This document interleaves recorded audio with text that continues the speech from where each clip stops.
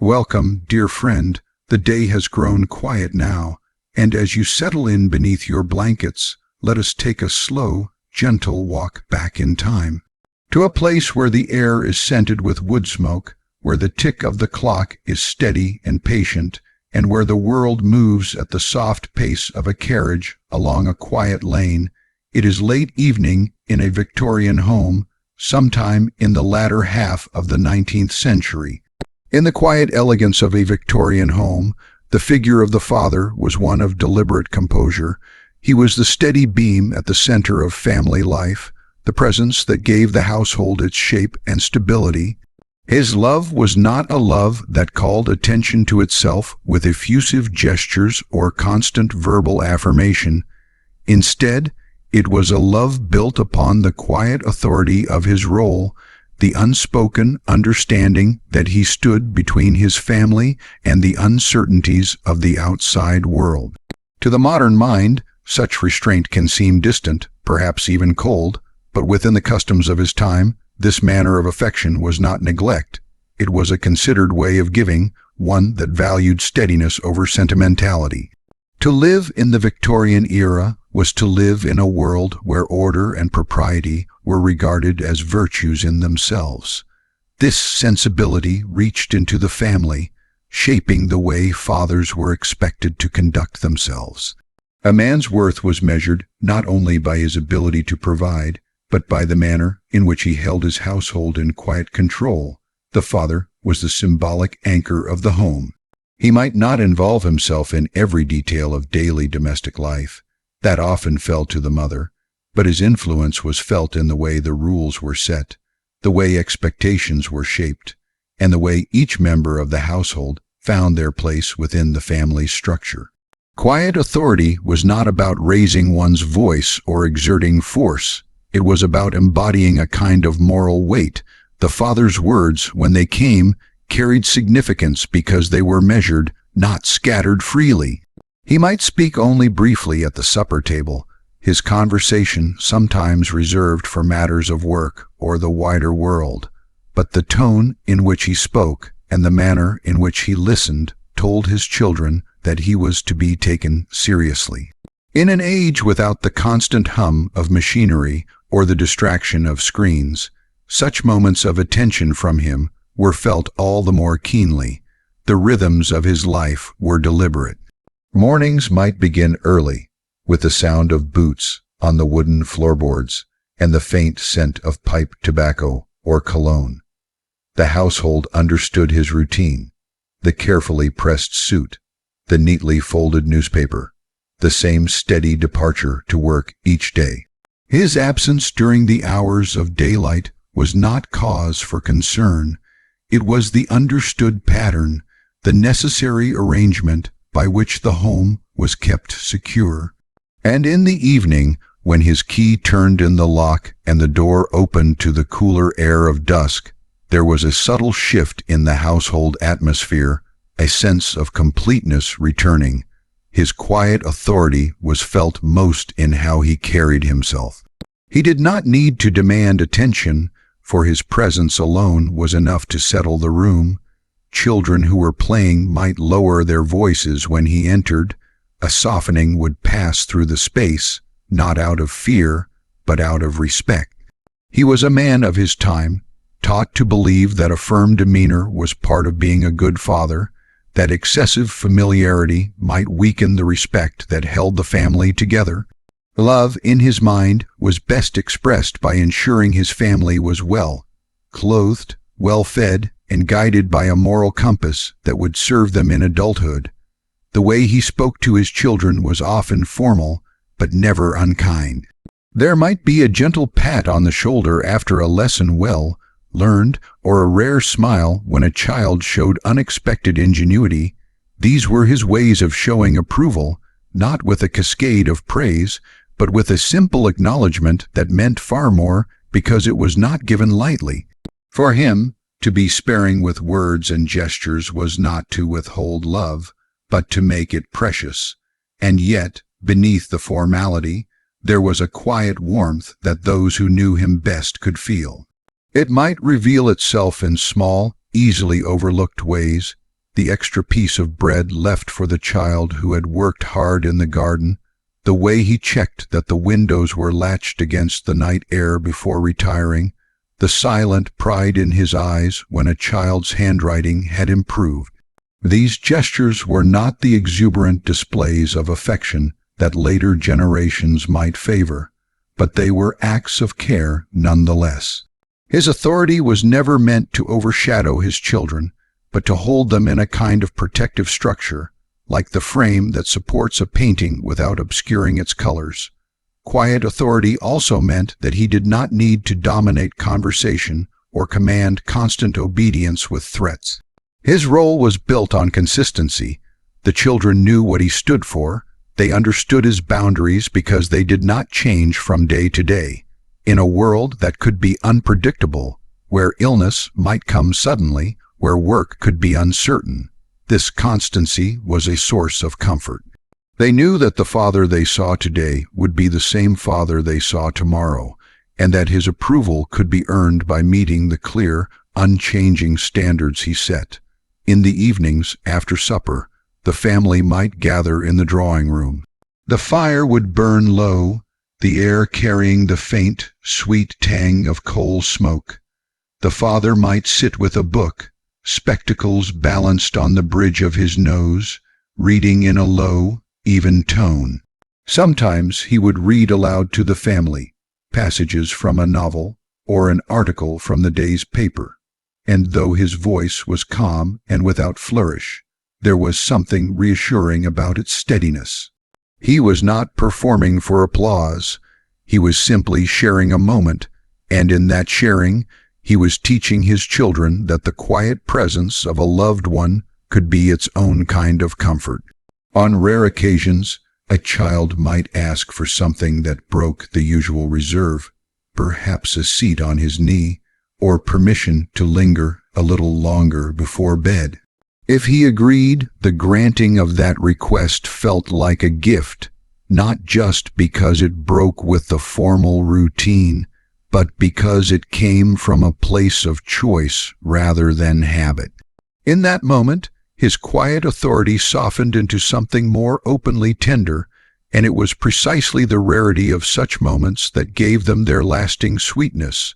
The child would carry that memory like a small ember of warmth, glowing long after the evening had passed. The culture of the Victorian era often kept emotional expression contained, and this containment shaped fathers as much as it did mothers and children. Yet within those boundaries, a man could still find ways to convey his devotion. Quiet authority was not about withholding love. It was about giving it in a form that the times understood as dignified and enduring. He may not have spoken the words, "I love you," often, but in his unwavering commitment, in the security of his presence, in the steady way he fulfilled his role, that love was expressed again and again. Even when he was not in the room, his influence lingered.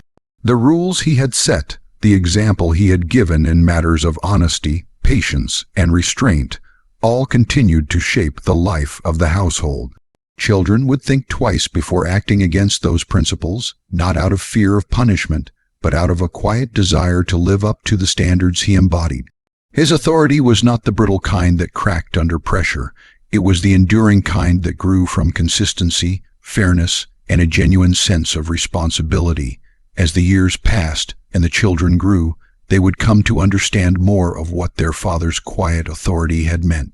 In their own adult lives, they would find themselves drawing on his example, the steadiness in times of uncertainty, the care in small things, the belief that one's word should be kept.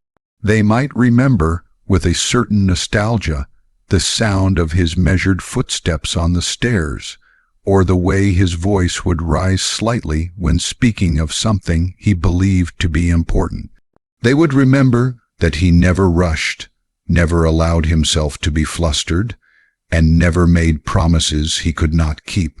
And when they thought of him in the context of their childhood, it would not be the absence of constant hugs or overflowing words that stood out. It would be the sense that he was always there, a quiet figure of strength and guidance. His love was the kind that did not shout, but simply remained, day after day, as reliable as the turning of the seasons. In this way, quiet authority became a legacy. It was a gift shaped not by the fashions of the moment, but by something deeper, the belief that a father's role was to be a constant, steady light, guiding his family through whatever came. And though the world has changed since those Victorian days, there remains something timeless in that image, a figure who stands calmly in the center of the home, offering a love that is felt not in its volume, but in its steadfast presence. Affection in the Victorian home was a delicate and measured thing, especially between fathers and their children. It was not absent, but it was wrapped in layers of restraint, shaped by a culture that prized composure and self-control above spontaneous emotion. In that era, a hug was not an everyday occurrence. It was something to be asked for, something granted with intention. To modern sensibilities, this might seem overly formal, even distant, but within the soft lamplight and quiet rhythms of a 19th century household, such restraint gave physical affection a particular weight and meaning. The father's manner toward his children was one of gentle reserve.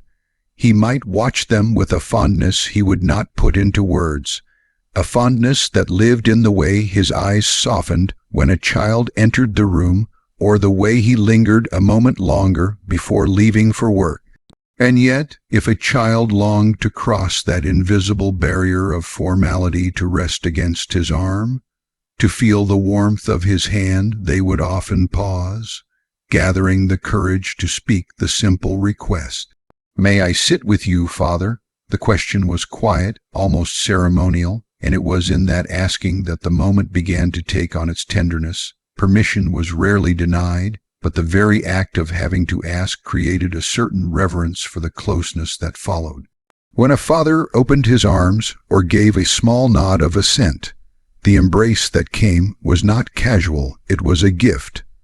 The child, knowing it was not given lightly or habitually, would sink into it with the full awareness that it was special. And the father, for all his formality, would hold the child with a care that contradicted his usual reserve. In that brief exchange, the strict outlines of Victorian etiquette softened, and the warmth of human connection shone through. The rarity of such moments meant they were remembered vividly.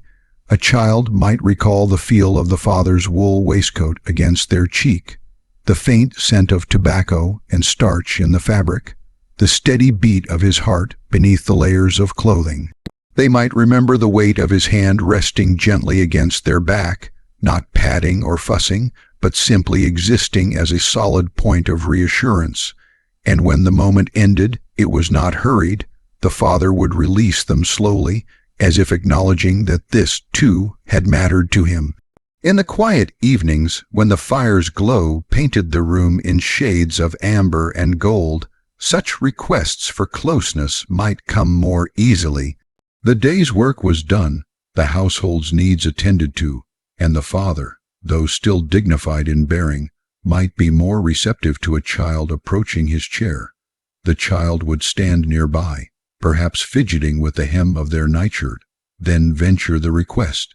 If granted, they would settle carefully beside him, feeling the quiet solidity of his presence. No words were needed. The comfort came simply from being allowed to stay close. This ritual of permission did not diminish love. Rather, it heightened it. In a time when open displays of affection were rare, each one became more significant. The very scarcity of hugs meant that each one carried a deeper emotional imprint, a reminder that love could be both powerful and understated.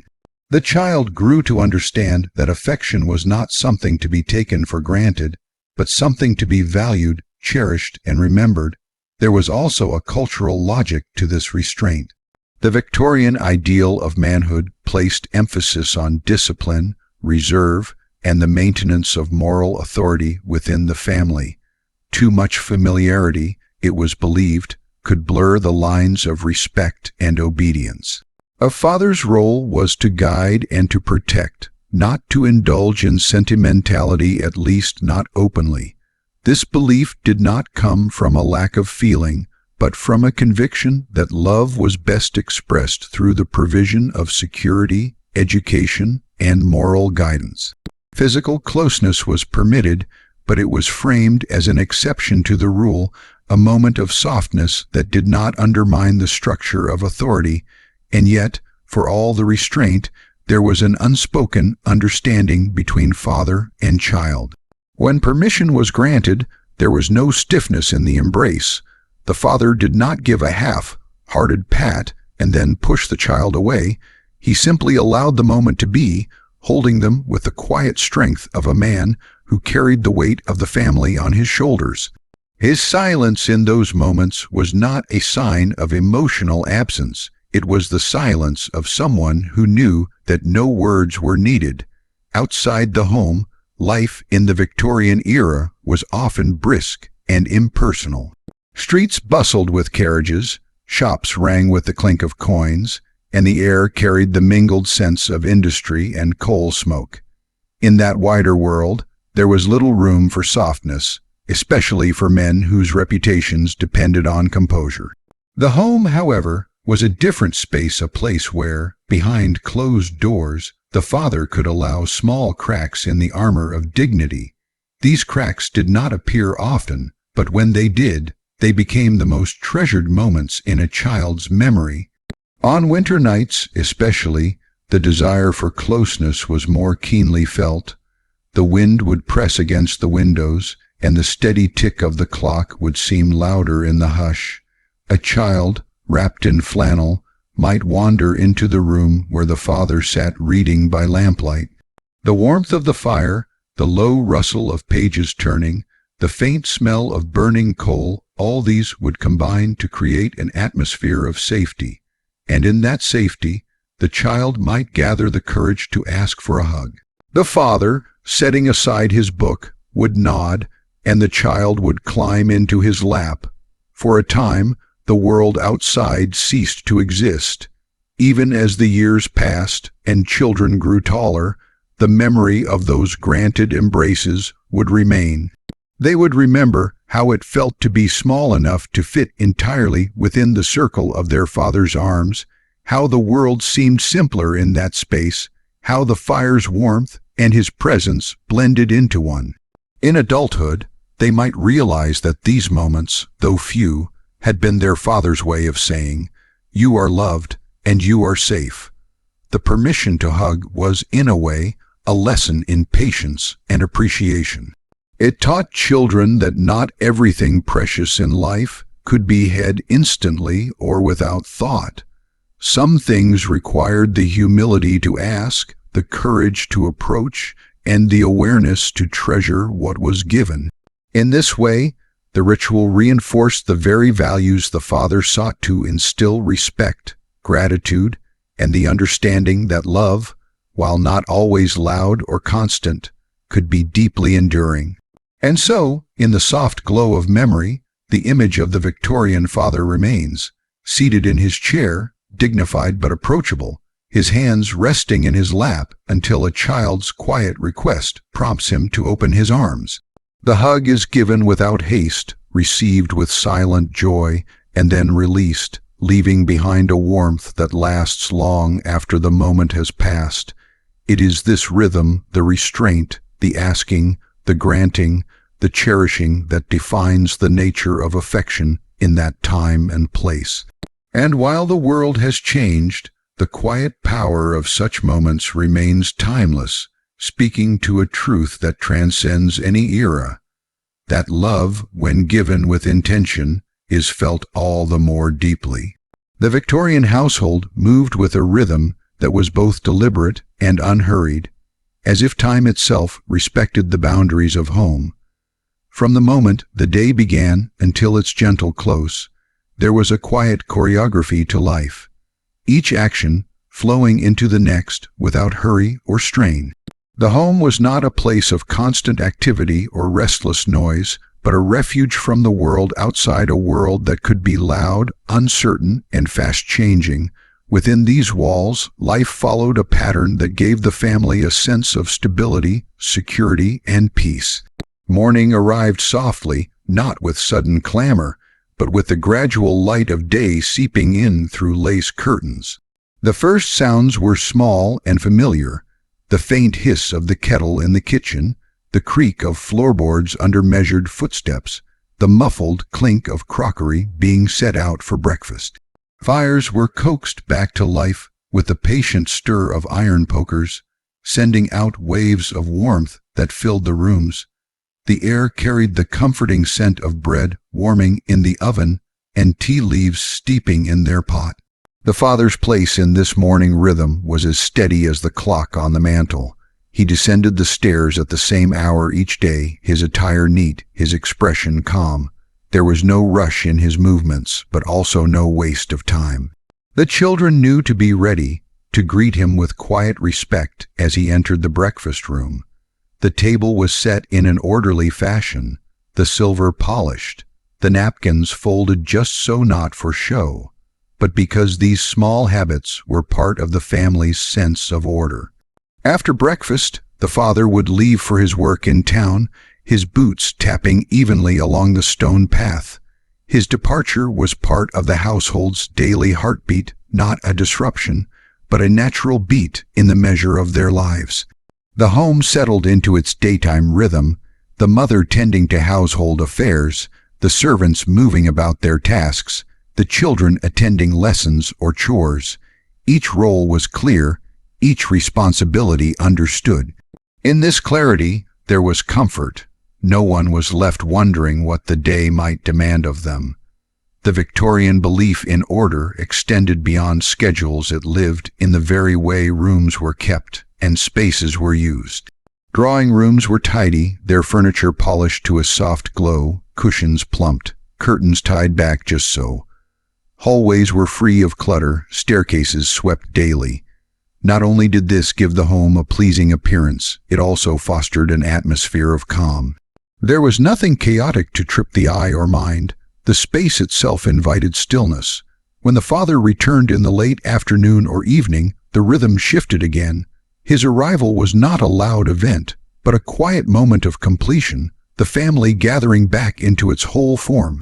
Coats were hung, boots cleaned, and the evening unfolded in a familiar sequence. Supper at the table, conversation at a measured pace, and afterward, the retreat to the drawing room. The fire would be lit, if it wasn't already, casting a warm glow on the patterned wallpaper and sending flickers of light into the corners of the room. It was during these evening hours that the unhurried pace of the household became most tangible. There was no rush to fill every silence. Pauses in conversation were not awkward, but restful. The father might sit with a newspaper, the children quietly reading or playing with a board game, the ticking of the clock steady in the background. Sometimes he would speak, offering a story from his day or commenting on some item in the paper, and the family would listen, each voice taking its turn, no one interrupting. This measured flow of daily life gave the children a sense of safety. In a time when the world outside could be unpredictable with news of political changes, economic challenges, or illnesses sweeping through communities, the home remained constant. The same meals were served in the same dishes, the same routines followed without fuss. This was not dullness, but reassurance. It was the knowledge that tomorrow, like today, would unfold with the same gentle shape. Even the way the home was lit played a role in this atmosphere of order. Daylight filtered softly through tall windows during the day, while evenings were bathed in the golden glow of oil lamps and candlelight. The shadows they cast were steady, not flickering with the harshness of gaslight. This subdued illumination encouraged slower movements, quieter voices, and a feeling that the world beyond the windows was far away. There was also a subtle discipline in the pace of the household. Tasks were done properly, without haste, because rushing was considered not only careless but disrespectful to the work itself. Polishing the silver, brushing a coat, or folding linen, these were done with patient hands. The father's own manner reflected this. Whether he was reading, writing a letter, or speaking to his children, he gave the task or person before him his full attention. In his steadiness, he modeled the value of presence, of doing one thing at a time with care. This atmosphere of order extended to the children's interactions with him. They knew when to approach with questions, when to wait, when to speak, and when to listen. Far from creating distance, these patterns provided a sense of harmony. There was no uncertainty about his mood or his expectations. The predictability of his behavior made him approachable in his own quiet way. On Sundays, the rhythm of the home slowed even further.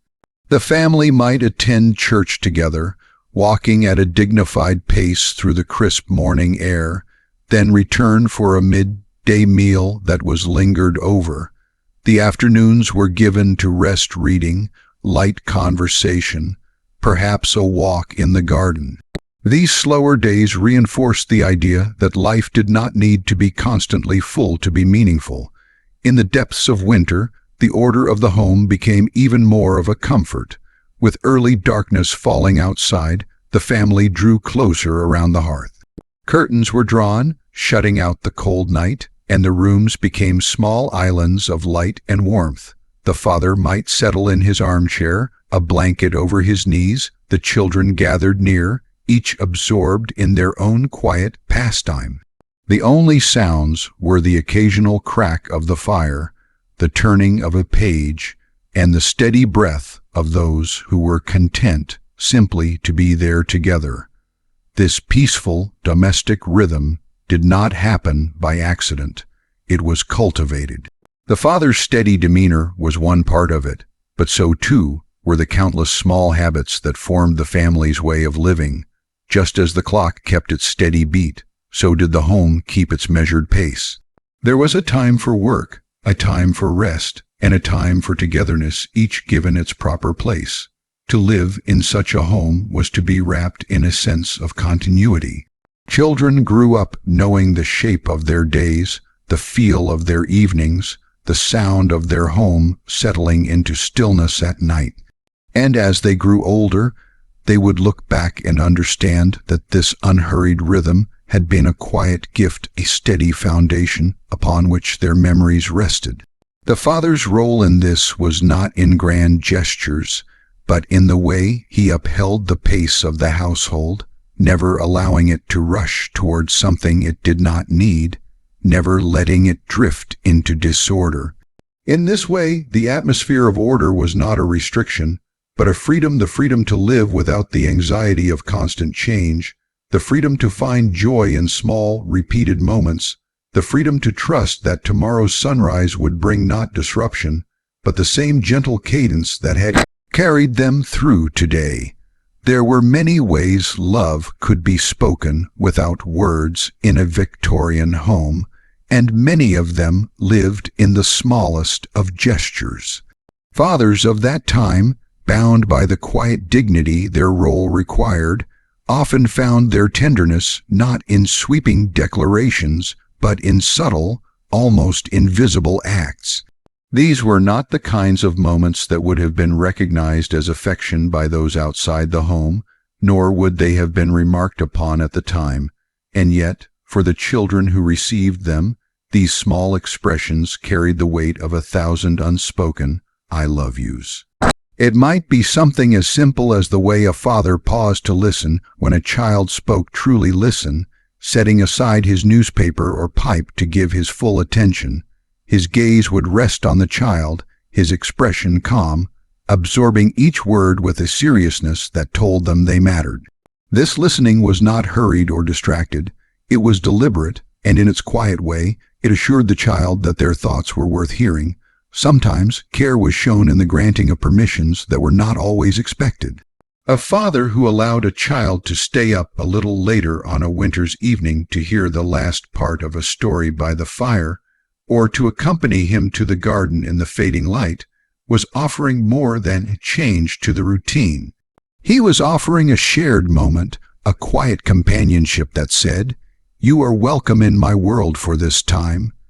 These permissions were rare enough to feel special, and because they were rare, they were treasured. There was care, too, in the physical environment he helped maintain. A father who ensured that boots were mended, that there was always coal for the fire, that the roof did not leak when it rained. These were acts of love disguised as responsibilities.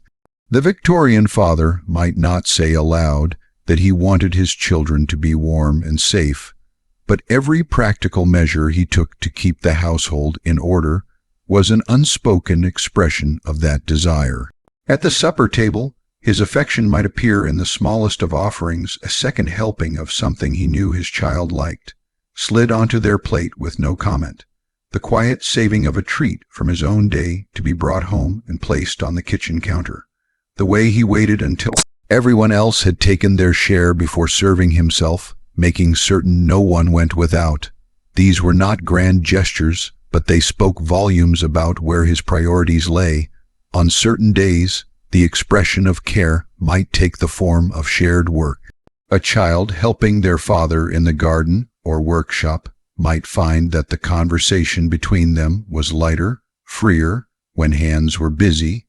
There might be no formal lesson, but the child would watch the way the father measured each cut of wood or checked the soil with patient care.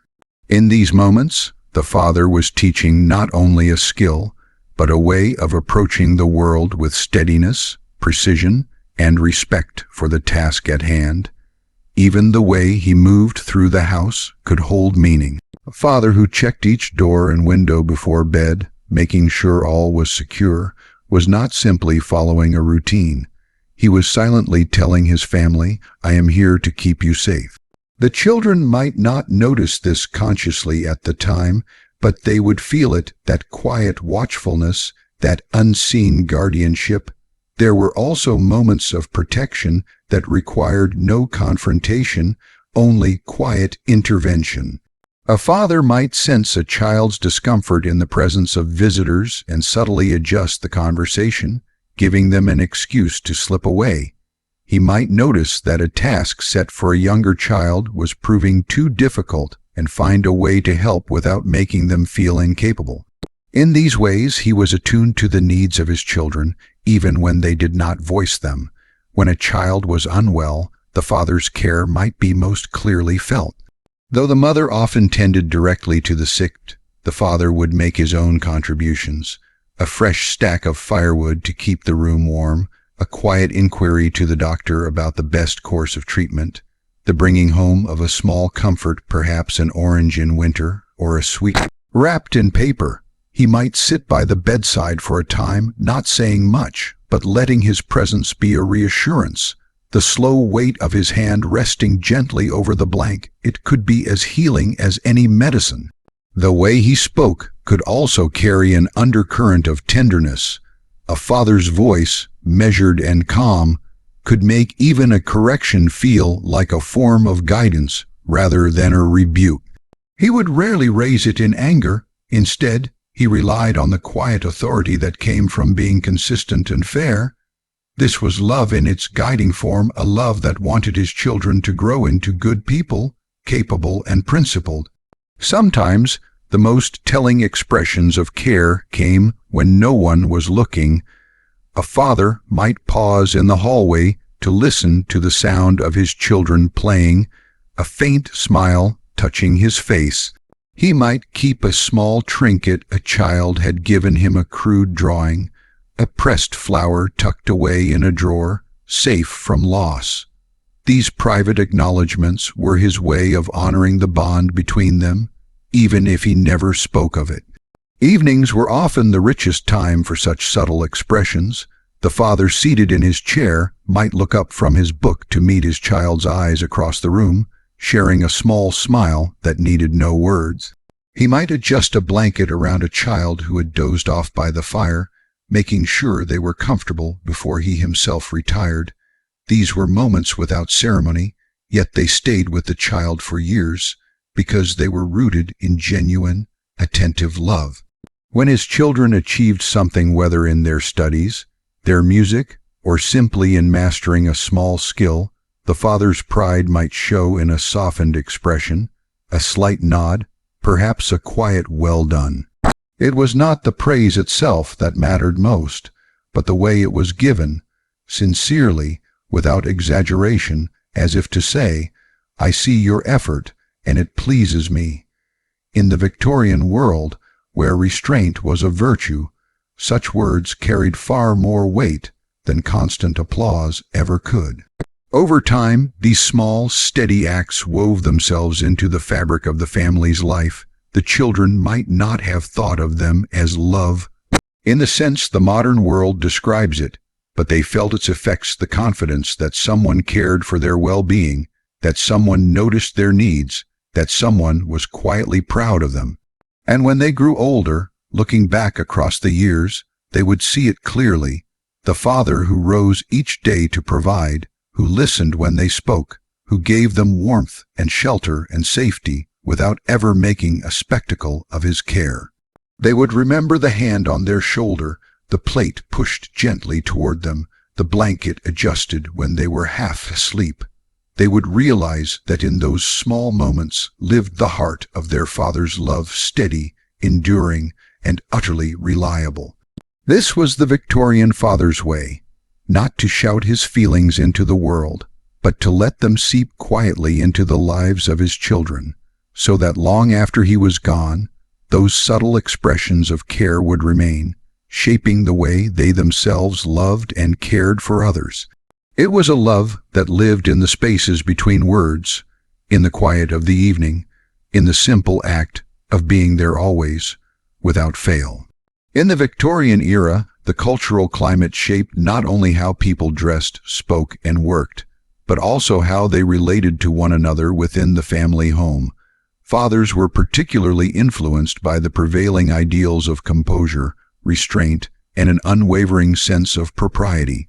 The measure of a man was often taken not by his capacity for affectionate display, but by his ability to embody a quiet dignity that reflected stability and respectability. This was not necessarily the absence of love. Rather, it was the love that had been filtered through the lens of an era that valued self-discipline and emotional reserve. The roots of this restrained approach lay deep in Victorian society's collective values. Public life was guided by rules of decorum, and the home, though private, was still influenced by these same expectations. Fathers were taught from their own upbringing that the best way to raise a child was to model composure, to avoid the volatility of emotion, and to ensure that every act was measured and appropriate. A father who allowed himself to be too free with sentiment was at risk, in the eyes of his peers, of undermining his authority. Authority, after all, was seen as the backbone of familial stability. In daily life, this meant that fathers often engaged with their children in structured ways. They might read to them in the evenings, ask them about their schoolwork, or instruct them in the skills and manners needed to navigate polite society. Conversation was often formal, especially at the dinner table, where a child might be addressed by name and expected to respond with polite precision. While this could appear cold to the modern observer, within the Victorian framework, it was a sign of respect. Children were treated as young people to be guided firmly toward adulthood. Affection, when it did appear, was often understated. A father might express pride not with a hearty embrace, but with a nod of approval, a rare smile, or the granting of a small privilege. These subtle cues were meant to teach children that acknowledgement from a parent was something to be earned, not assumed. In the absence of frequent physical affection, these small moments took on a weight and importance that would be deeply felt. A pat on the head or a gentle squeeze of the shoulder might linger in memory for years because of its rarity. The composure that defined Victorian fatherhood extended beyond physical expression to the way emotions were managed. Public displays of frustration, anger, or sadness were discouraged, and the home was no exception. Fathers sought to maintain an even temper, believing that stability in their demeanor would help instill a sense of security in their children. Even in moments of correction or disappointment, the ideal was to speak with firmness rather than raised voices. The lesson being modeled was that self-mastery was a mark of character, and that one should never be ruled by one's passions. The influence of such cultural norms was reinforced by the literature, art, and sermons of the time. Popular books and periodicals praised the virtues of the strong, silent father, whose love was constant but often invisible in its outward forms. Religious teachings frequently reinforced the idea of the father as the head of the household, wise, steady, and above the sway of impulse. A father's role was to protect and provide, not to indulge sentimentality. In this light, restraint became a moral duty, an expression of care through constancy rather than touch. Yet beneath this cultivated reserve, many fathers still felt deep affection for their children.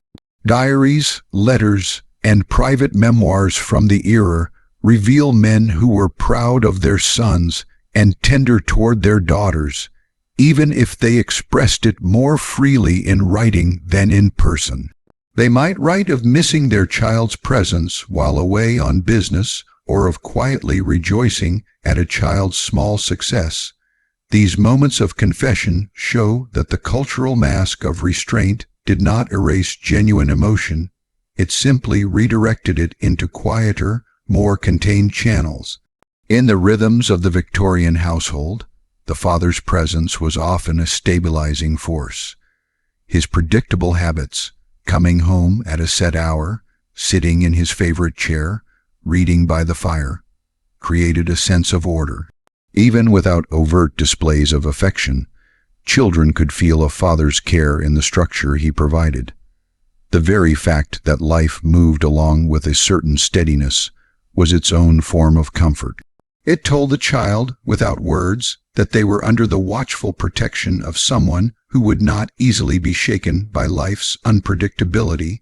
This cultural reserve also shaped how fathers interacted with the wider community. A man's reputation depended in part on how well he embodied these values in both public and private. Gossip or observation could travel quickly in tightly knit Victorian neighborhoods, and a father's behavior at home might indirectly influence how his family was received in society. Thus, maintaining an image of calm authority was not only a matter of personal pride, but also a way to safeguard the family's social standing. While modern perspectives may view such restraint as emotionally limiting, it is important to understand it in context. In an age when survival often depended on resilience, and when public opinion could make or break one's livelihood, emotional discipline was seen as a virtue. Fathers believed they were preparing their children for a world that would demand endurance and self-control. By modeling composure, they hoped to give them the tools to navigate life with dignity.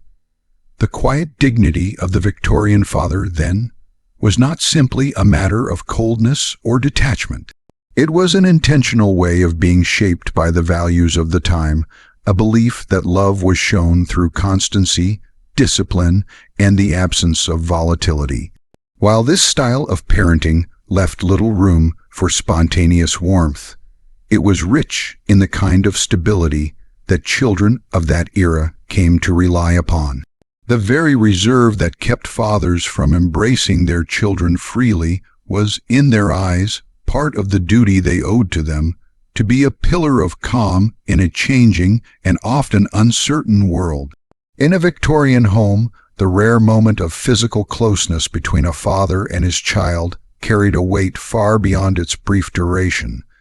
It was not the everyday gesture it might be in later times, but something steeped in formality, anticipation, and a deep unspoken meaning. The culture of the era had shaped fathers into men of restraint, men who were taught that emotion, if not hidden, should at least be carefully managed. For them, an embrace was not a casual reflex but a conscious decision, often preceded by a pause, a look, perhaps even a small spoken request. This rarity did not diminish love.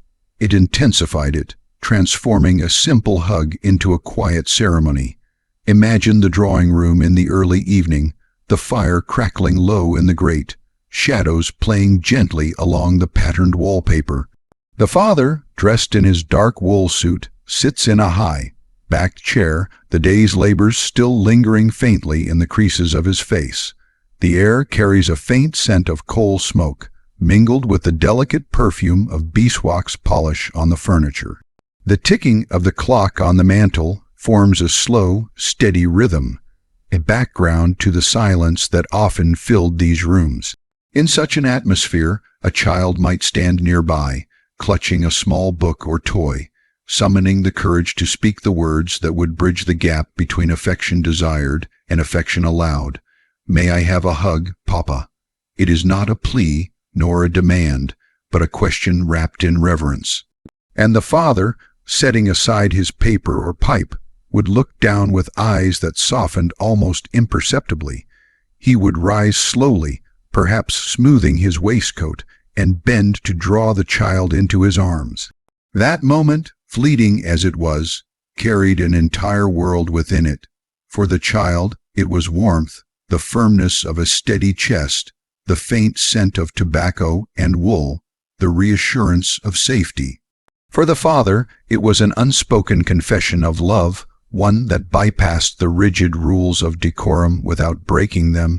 It was as though, for those few heartbeats, the entire architecture of Victorian restraint bent just enough to let affection flow freely. In these rare embraces, the silence was as important as the touch. No hurried words or lavish declarations accompanied them.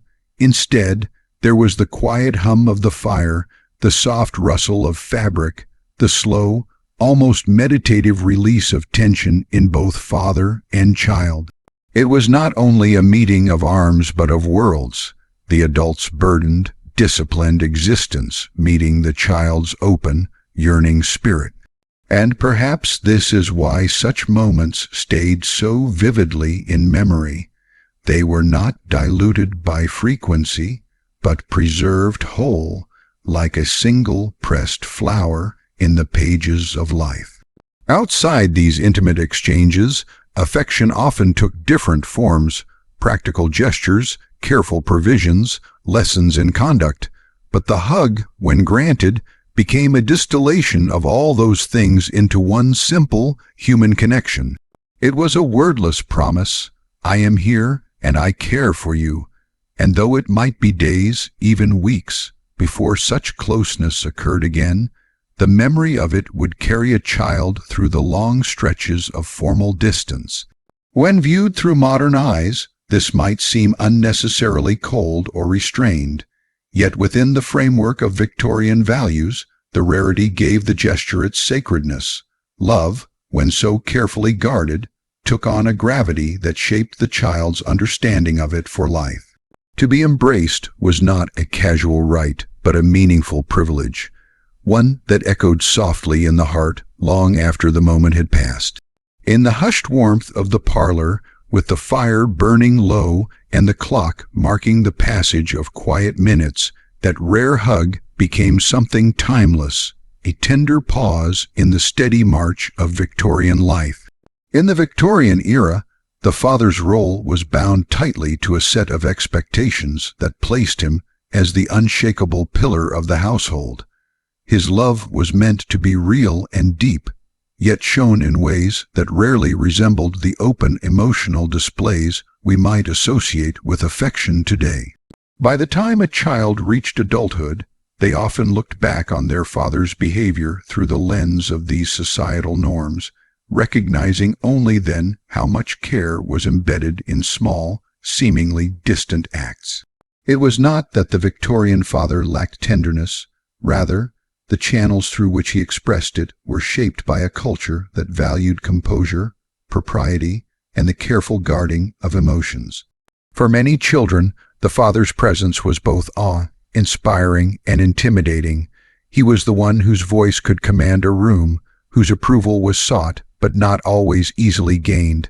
His love was measured in consistency, not in overt sentiment. He might rise early, work long hours, and return home late, his every effort aimed at maintaining the family's stability. To the Victorian mind, this constancy was itself a form of devotion, a sacrifice of personal ease and emotional indulgence for the sake of duty. The father's very reliability was his love, even if he did not frame it that way aloud. When he did show emotion, it was often in moments of shared silence or subtle gestures that the child might not fully grasp until years later. Perhaps it was the way he lingered by the doorway before leaving for work, casting a quick glance toward the nursery. Perhaps it was the extra slice of bread saved for a child who had a fondness for it, placed on their plate without comment. These were not declarations of love in words, they were declarations in action. In a society where outward displays of sentiment could be seen as a weakness in men, such quiet acts carried the weight of deep, unspoken feeling. The absence of constant emotional expression also shaped how children understood the value of those moments when it did break through. A father's rare smile, a firm hand placed on the shoulder in encouragement, or an approving nod during a lesson. These became treasured memories. The scarcity of such moments did not diminish their meaning, it amplified it. A single word of praise could ring in a child's memory for weeks. A quiet walk together, even without conversation, could feel like a binding thread of connection. Victorian fathers also saw themselves as moral guides, shaping the character of their children not only through instruction, but through example. Integrity, self-control, and perseverance were considered cornerstones of a proper upbringing. The father, who lived by these values, believed he was passing down more than material security. He was instilling in his children the ability to navigate life with dignity. While modern perspectives might long for more open communication and affection, the Victorian father might have argued that the discipline and moral fiber he modeled were his truest gifts of love. Still, the emotional distance that sometimes resulted from this model of fatherhood could leave children yearning for more warmth. Some grew to understand and respect their father's reserved style. Others, even into adulthood, might struggle with the sense that love had been withheld. But often, with time, many came to reinterpret those early years. They realized that the structure, the protection, the sacrifices, and even the restraint were forms of care uniquely fitted to the era's ideals.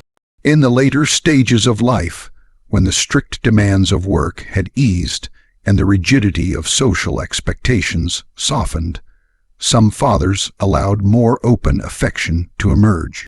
Grandchildren, in particular, often received a gentler, more openly loving version of the man their parents had known as stern and composed. These later years could offer children a glimpse of what had always been present under the surface, a heart deeply tied to family, even if it had long been wrapped in the garments of formality. For the Victorian father, love was something to be proven through steadfastness rather than proclaimed in words. His children might not have heard him say, "I love you," or seen him rush forward for an embrace, but they felt his commitment in the way he stood as the anchor of the household. In his mind, the safety of the home, the provision of food and shelter, the moral example set, and the enduring consistency of his role were the ultimate expressions of paternal devotion. And for many who grew up under his care, those silent proofs of love became the enduring foundation of their own understanding of what it meant to be cared for, even if it took a lifetime to fully see it.